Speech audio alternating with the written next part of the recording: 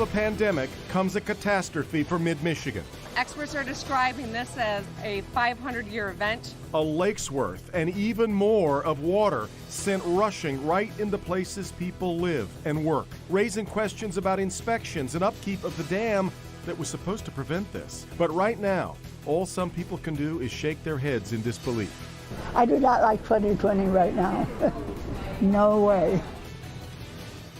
As we come to you with Local 4 News at 6, that woman is echoing the feelings of so many people who are just overwhelmed by it all. Yeah, indeed. This is all taking place just west of Michigan's Thumb area in Midland County. The Edenville Dam's failure last night sent water flooding down into Midland and the town of Sanford, which has its own dam that's so far still intact but letting too much water spill over. Here's a closer look at where it all started. That's the Edenville Dam, which is located at the base of Wixom Lake. It is supposed to regulate the water between the lake and the Tittabawassee River. Wixom Lake, as you're about to see, is essentially gone. We have crews spread out across the affected area. Nick Monticelli is upriver in Midland and in a neighborhood with a lot of flooded homes there and people scrambling to evacuate. Sean Lay has a look at one family's desperate escape near a bridge destroyed by water in the small town of Sanford. Let's start things off here at 6 with Jason Colthorpe anchoring our on-scene coverage from downtown Midland. Jason, there is actually some good news in terms of the timeline for cresting now.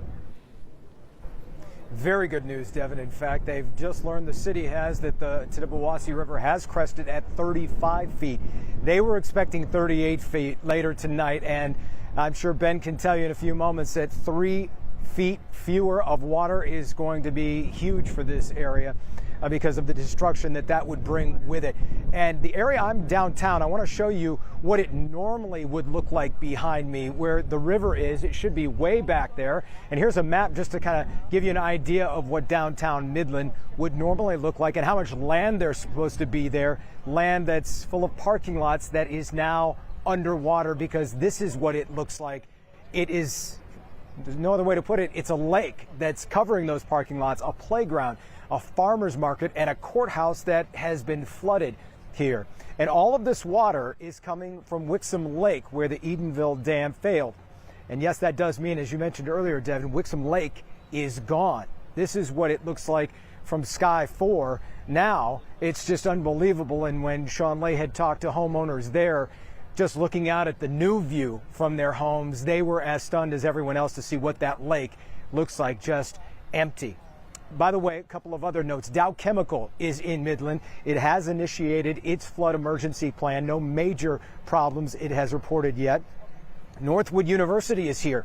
Aerial photos show that campus underwater in a lot of areas. The football field, water creeping right up to the sidelines for that field. But the bigger part of all of this are the people whose homes were swept away in seconds yesterday and through the night, as that water just rushed through the dam like it was a scene out of a movie. Nick Monticelli